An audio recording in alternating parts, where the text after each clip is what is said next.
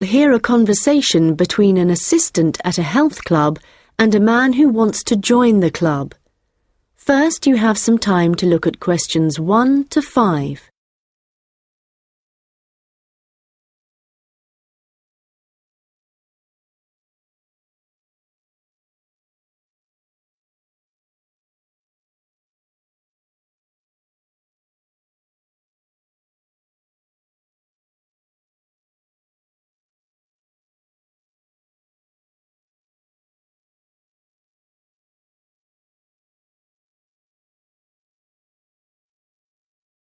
Hi, can I help you? Hello. Yes, is your club taking on new members at the moment? Oh, yes. We're always interested in taking on new members.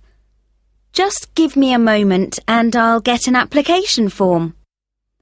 Right, here we are. So, let's start with your name. It's Harry. OK. And your surname? It's Simons. Is that like Simon with an S? No, it's Symonds.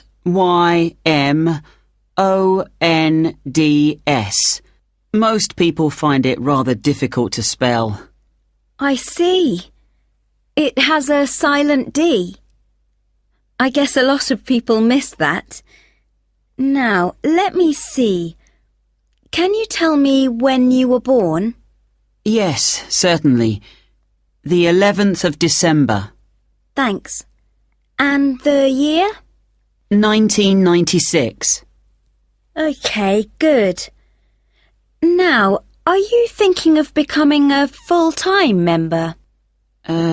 Probably not. What kind of memberships do you have? Well, we also have off-peak membership, which is between 9 and 12 in the morning and 2 and 5 in the afternoon. And then we do have a weekend membership. So a weekend membership is just Saturday and Sunday? Yes, that's right. OK. Well, that's not going to work for me. It looks like I'll have to be full-time. I'm afraid off-peak membership won't do, as I'm not free at those times, and I don't just want to be restricted to weekends. OK, I'll make a note of that.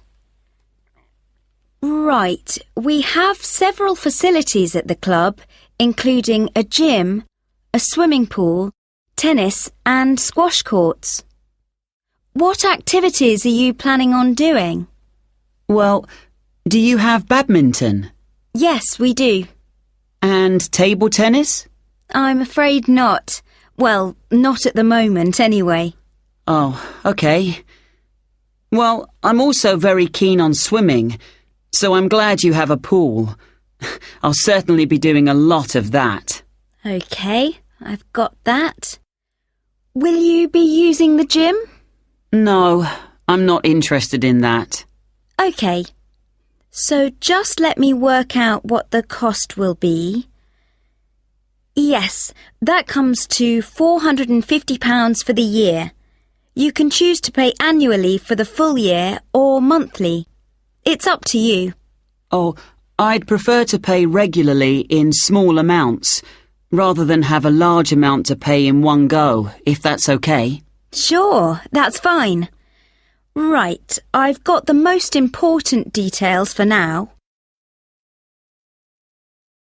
Before you hear the rest of the conversation, you will have some time to look at the questions 6 to 10.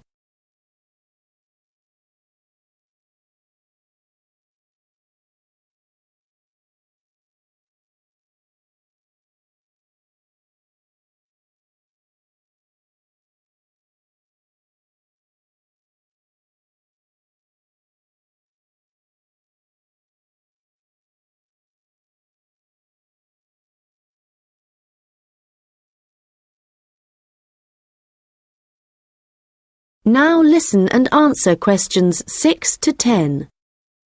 So, I'd just like to ask you a few questions about your lifestyle, if that's OK with you. Yes, that's fine. Do you do any regular exercise at the moment? Yes, I do a bit. Good. And what do you do? Well, every few days I go jogging. Yes, that's good. How long do you go for? Well, it varies. I guess it depends on how energetic I'm feeling. Yes, of course. Every little bit helps. Do you have any injuries at the moment? Well, I did break a bone in my foot playing football a long time ago, but that's all healed up now. But in the last few days, I've realised I have a bad ankle. I think I must have injured it last week, and it's a bit sore now. But apart from that, I'm fine. Right. I guess you might need to rest it for a few days to let it recover. Yes, I will. So, let me just ask you what you want to achieve by joining the club. Do you have any targets or goals? Well, I suppose my main aim is to build up my fitness level. Is that the kind of thing you mean? Yes, that's fine. All the activities you're going to be doing should certainly help you with that. OK. And could you tell me what you do for a living? Well, I was a student up until recently. OK. So what are you doing at the moment? Well, I'm a charity worker. Oh, that's fine. I'll write that down. OK, nearly done. One last question. Can I ask how you heard about the club? Did you see it advertised or did you go to our website, for example? Well, I've been looking for a health club for a while, and I asked my friends for suggestions, but they weren't much help. And then I was listening to the radio, and your club was mentioned. So I thought, I'll go along and see what it's like. Great. Well, we look forward to having you as a member. That is the end of section 1. You now have half a minute to check your answers.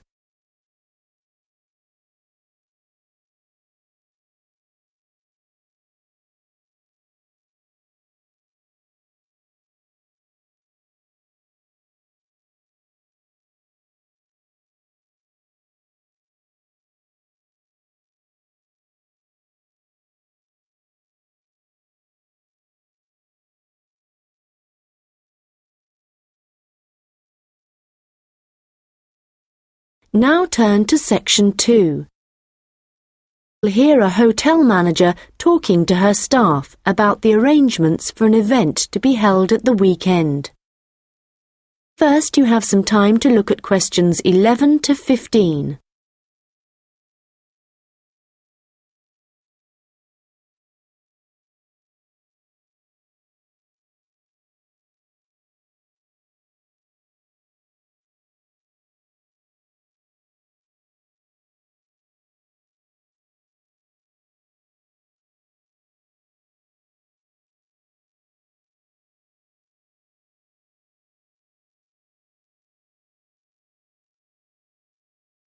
Good morning, everyone.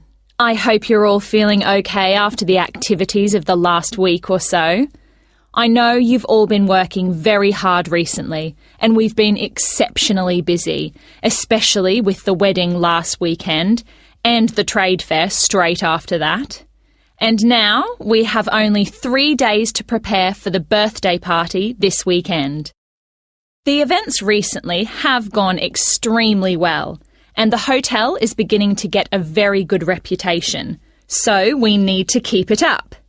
At the moment, we don't have exact numbers of guests, and though we usually only cater for groups of less than 50, we will have quite a few more than that. So, as I said, not sure of numbers, but of course we won't go over the maximum of 100. But it's likely that we will need all of you to work this weekend, so if any of you can't, please let me know as soon as possible. Right, so what time will the event start? Well, the invitation says guests should arrive between 7:30 and 7:45, but our experience is that there are always a few who like to arrive early, so we'll expect the first people at 7:15. As the numbers are quite large, this will certainly be the case. Food will be served at around 8:30, and then, depending on how long the meal takes, the entertainment will start about 2 hours later. Now, for this, we were expecting a live band for the occasion, which is always fun. But apparently this has been cancelled due to illness. So, the hosts know someone who is a comedian who will be replacing the band. We had hoped that the resident magician who worked here through the summer would be able to help out, but they weren't keen on that idea. Before you hear the rest of the conversation, you will have some time to look at the questions 16 to 20.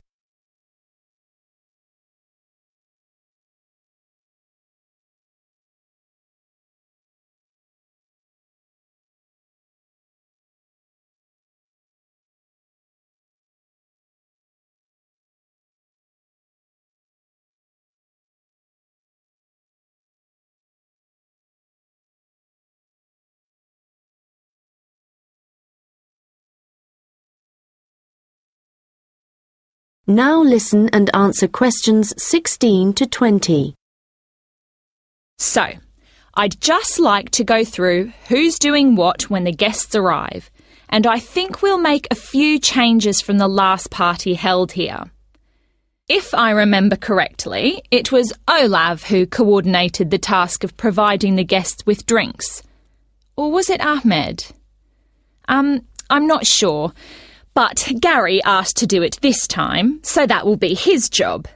There's been no decision yet on what the drinks are going to be, but I hope they decide soon in case we need to order something special. Now, for receiving the guests' coats and hats, it's important we have someone experienced doing this, as we don't want guests losing their belongings.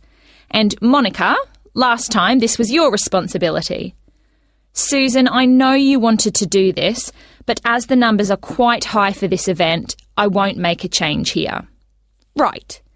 Now, last time there was some confusion as to where guests were supposed to go once they had deposited their things, and we had guests roaming around the whole hotel. So, Ahmed and Olav, I believe you discussed the problems with Susan and thought she would be good at guiding guests after they had arrived. And I'm fine with that. Right, and now for some general instructions.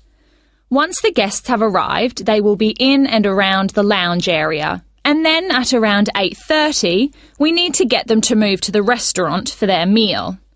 This often proves difficult and can take a long time, so I will ring a bell so that everyone knows it's time to eat. Hopefully, this will speed things up a bit. Also, for this event, there'll be a seating plan, so the guests won't be able to decide for themselves where to sit. They'll have to sit according to the plan. There will be a plan on each table, and I've been thinking about where to put the master plan so everyone can view it before they enter the restaurant. As they'll be spending quite a while in the lounge, I've decided to also put a plan there. This should speed up the start of the meal. Once the meal starts, you'll all be very busy waiting on the tables, and I'm sure I don't need to tell you to be good-humoured and polite to all the guests. The organiser of the event will be saying a few words, and so will two of his colleagues. So, when the speeches start, all activity must stop in the restaurant, so that the three people giving them can be heard. This shouldn't take long, and it should be towards the end of the meal. After that, the guests will move back to the lounge for the entertainment. So, I think that's it. Any questions? Come and see me later. That is the end of section 2.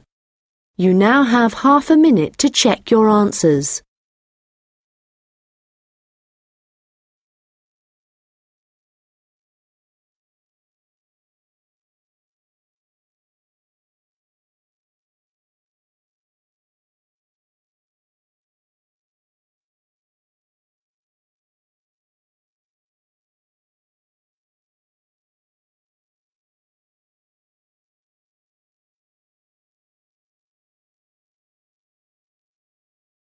Now turn to section 3. There are two students discussing an assignment. First, you have some time to look at questions 21 to 25.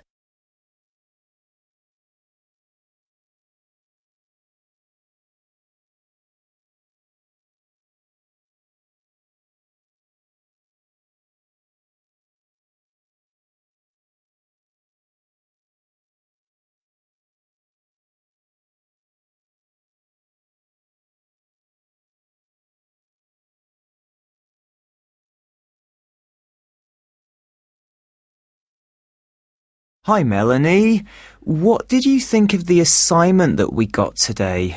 It looks interesting, doesn't it? Yes, Alan.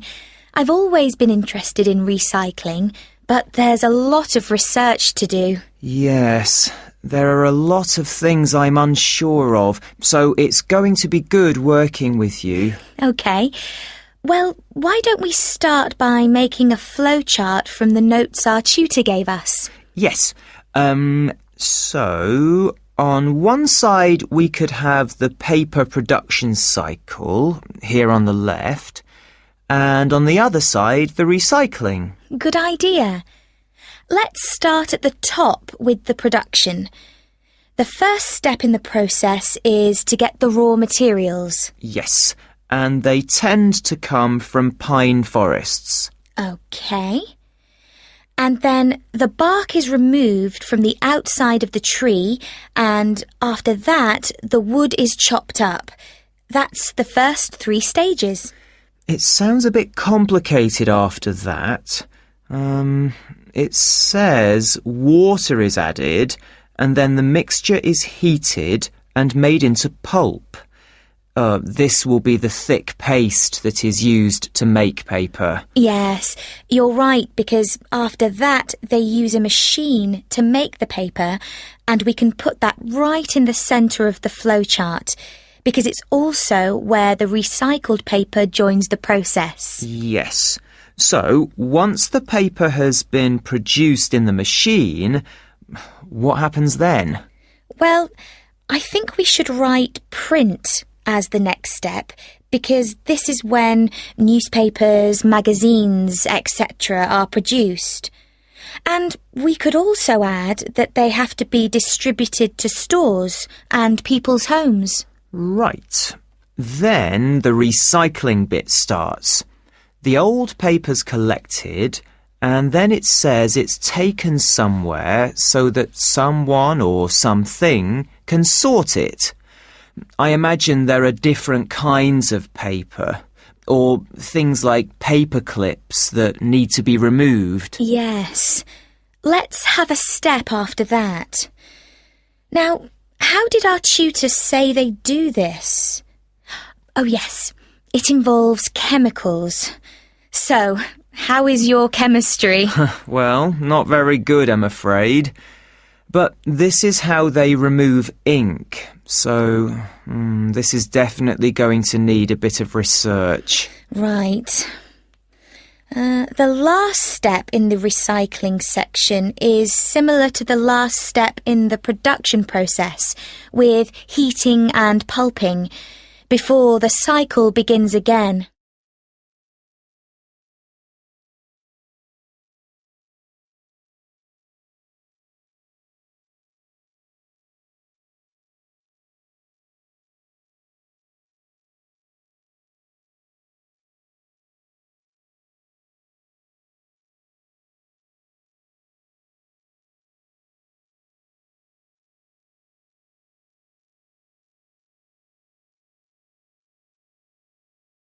Now listen and answer questions 26 to 30. So, I think going through the processes helped. Now we need to decide how we're going to do this assignment. Yes. I guess what we need to do is take the processes and divide them up between us. But we could start thinking about an introduction. Yes, OK. Well, I can start doing that. I think I have enough to go on already. Good. And there are a few areas where we need a lot more information. I think I'll start with something easy. Let's say the paper collection. I could go to the resource centre to do some research. Well, I think a better idea would be to approach someone who's involved in the process. What about contacting the council? Oh, good idea. Yes, I'll do that instead. They're bound to have some information. And I know just the thing to add to our work to make it even more interesting. And what's that? Well, in my last assignment, I added a few pictures, and the feedback I got was that this wasn't academic enough. So what might really bring it to life would be to include some data, provided we can find some. Yes, that sounds excellent. Well, we certainly have a lot to do, and not much time to do it in. You're right. I think we have about 5 weeks, so I suggest we create a plan of work today. The end of the month is nearly 3 weeks away, and then we have a few days holiday. Yes, so let's see if we can get the first draft done by then, so we can take a short break. OK. Then, after the break, we'll have just over a week to complete it. I wonder if we could get someone to review our work for us a few days before the deadline, so we can make some final changes. What about your friend, Henry? Well, the best person would be our tutor. Henry's very good, but he's taking a whole week's holiday, and there won't be enough time when he returns. OK then. That's fine. That is the end of section 3. You now have half a minute to check your answers.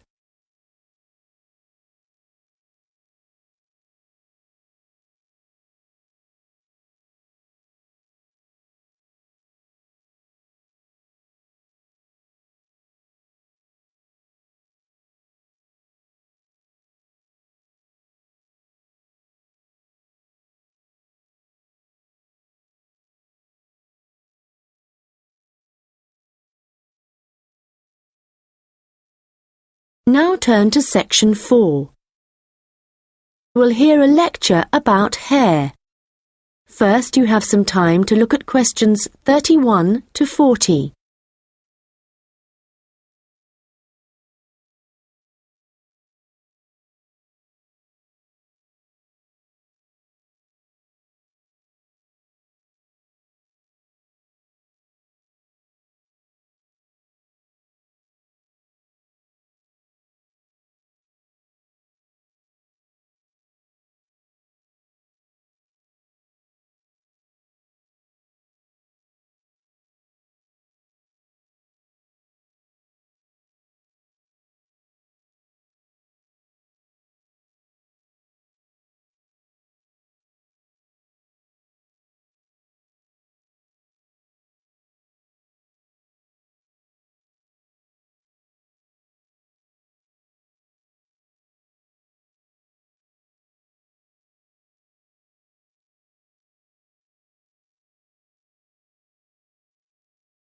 Now listen carefully and answer questions 31 to 40.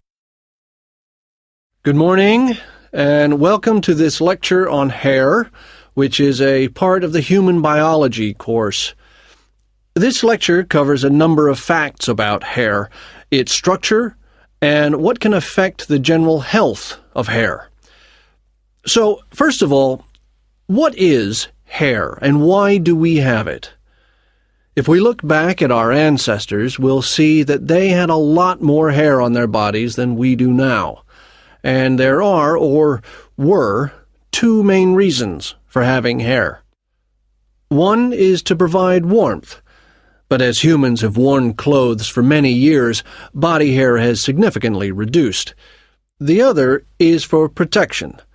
And again, this isn't as significant as it was once.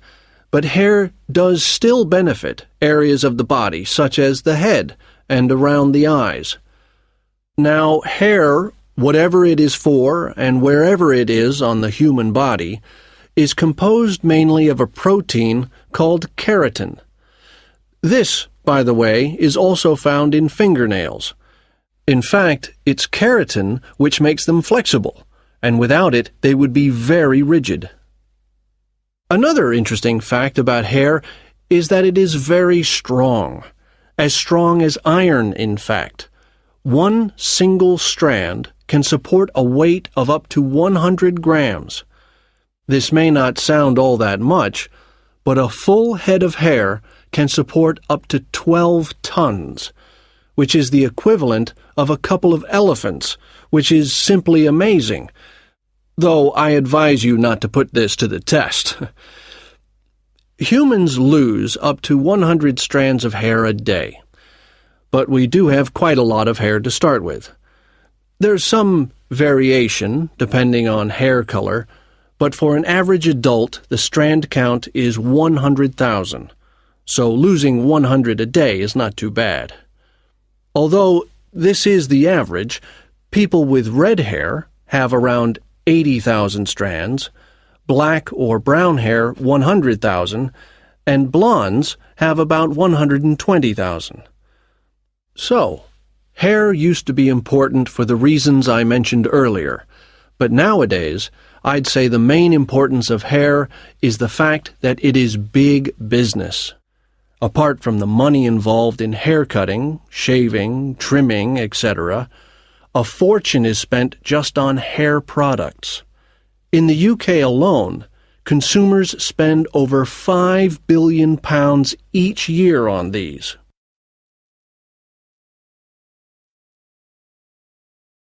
So next, I'd like to just give you a quick overview of the structure of hair. As you can see, along the length of the hair, there are three main parts, called the bulb, the root, and the shaft. A single hair is fixed at one end below the skin in the bulb. The bulb acts rather like a cap. It encloses the end of the hair in the head. The next part of the hair is the root, and this is the part of the hair which lies just beneath the skin, and, in terms of hair production, is the most important. This can be considered the control center for each strand of hair, and is where the glands are found. These produce oil, which flows along the length of the hair, and the health of the root determines the overall health of the strand of hair.